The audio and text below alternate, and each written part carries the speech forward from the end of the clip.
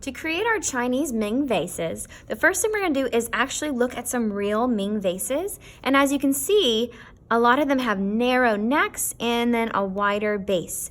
What we're going to do today is create a symmetrical vase. So we're going to look at some different silhouettes of Chinese vases. So we're going to choose one that we like, and I'm going to show you how we're going to make it symmetrical. So we're going to be drawing half. I have a cool little trick to help us make sure it's exactly the same on both sides.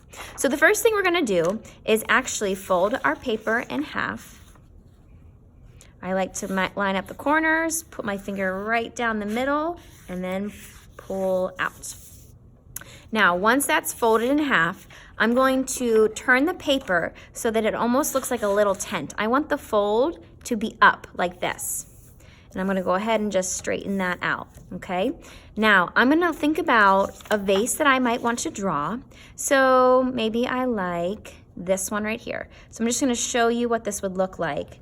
We wanna draw a symmetrical vase, which means I'm gonna draw half of it. And I'm gonna show you a cool way to make the other half appear. So looking at that, I'm gonna try to fill up the page as best that I can. So maybe I'll be up here at the top and I'll try to go somewhere towards the bottom. So I'm gonna start with my vase, the top of my vase, just gonna use my pencil first. That way I can if I make a mistake, it's real easy to fix.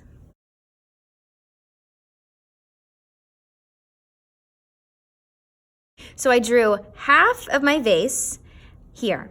What I'm gonna do next is take my Sharpie and outline that very carefully.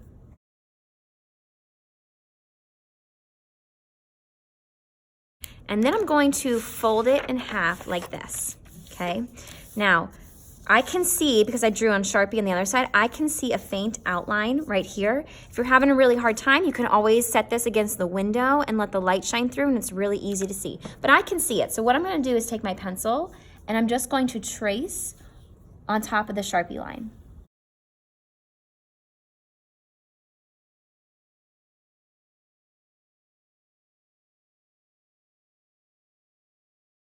And when I open it up, I have my symmetrical vase, and I'm just gonna take my Sharpie again and re-outline.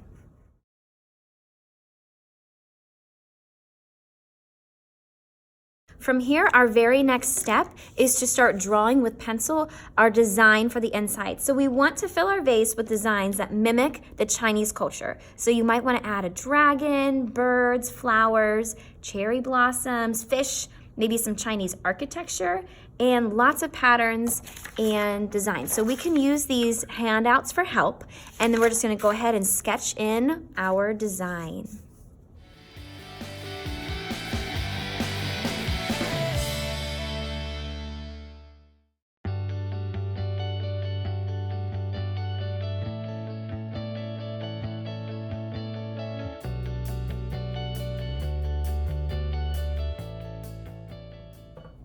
After we have everything drawn in pencil, we're gonna outline it with a Sharpie. This is gonna create something called emphasis and really help our designs stand out. If you have any super small details, we're gonna use one of these ultra fine Sharpies to make sure we do a nice clean job.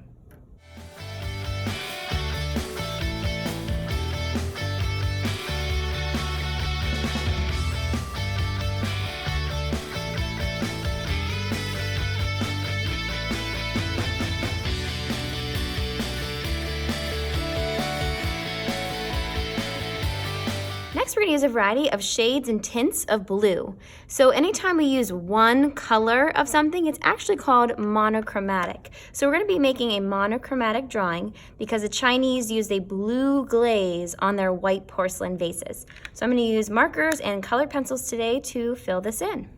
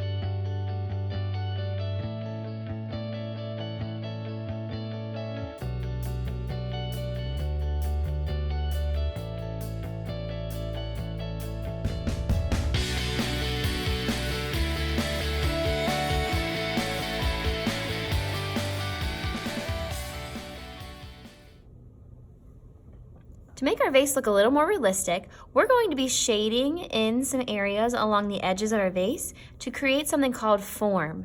Right now, our vase looks flat, like a 2D picture. We want it to look like it's three-dimensional, nice and round. So to do that, we're going to take a regular pencil and very lightly, we're just going to start creating a border around our vase. It's okay to go on top of your colors here.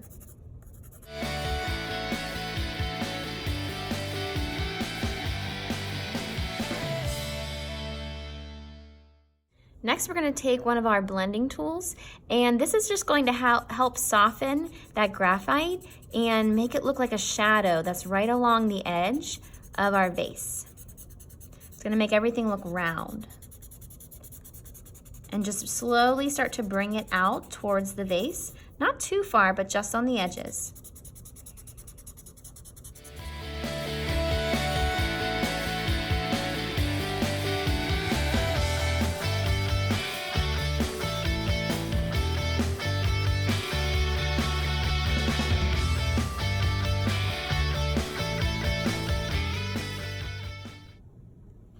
Today we're going to be painting the backgrounds for our Chinese Ming vases. You're going to decide if you want to use warm colors in your background or do you want to use cool colors. Let's talk about what the colors are. So for warm, we're going to be choosing colors like red, orange, yellow, pink. A way I remember that is I think about a fire. Fire has nice warm colors. Cool colors would be green, blue, and purple. So once you decide what you want, we're going to be using liquid watercolor today to fill the backgrounds. To use liquid watercolor, what we're going to do is actually just dip straight into the container. It's already pretty watery for you, and we're going to go ahead and paint the areas that we want that color. And when we're ready to change, the only time you're going to use your cup of water is to switch colors. These need to stay nice and clean as we're painting. So we're going to make our paintbrush swirl around in the water and then wipe any extra water off in the side of the cup, and then you can come in and choose another color.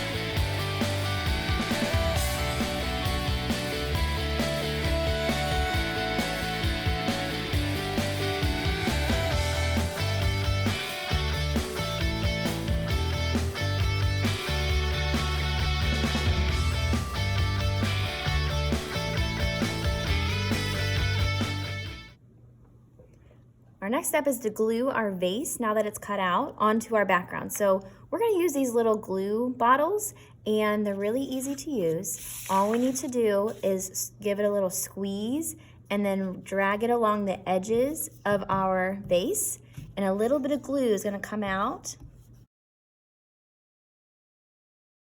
So just keep squeezing as you're dragging it along the edges. You could even put maybe a little in the middle.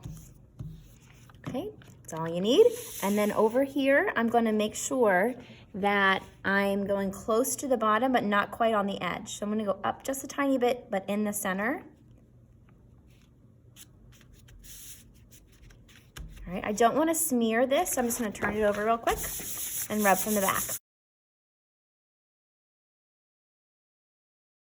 From here, we're going to start drawing our tree branches, and we're going to just think about them as lines. So branches can be kind of curved or crooked, and they can have little branches coming out or splitting like a V. So you're going to create a few different branches, and then we're going to paint our flowers on top next.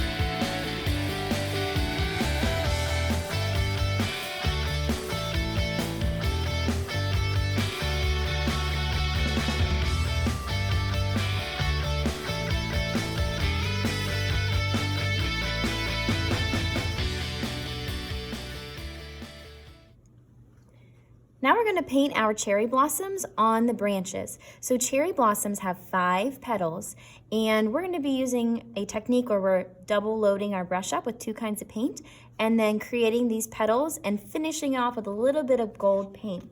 If you want to practice before you start, you can always use a little scrap paper, and in your palette you're going to have white and magenta and a little bit of gold. So to load up your paintbrush with both colors, you're just going to dip a little into pink and a little into white. And to make a cherry blossom, you're going to press down and pull, and do this 5 times. If you need more paint, come back, double dip.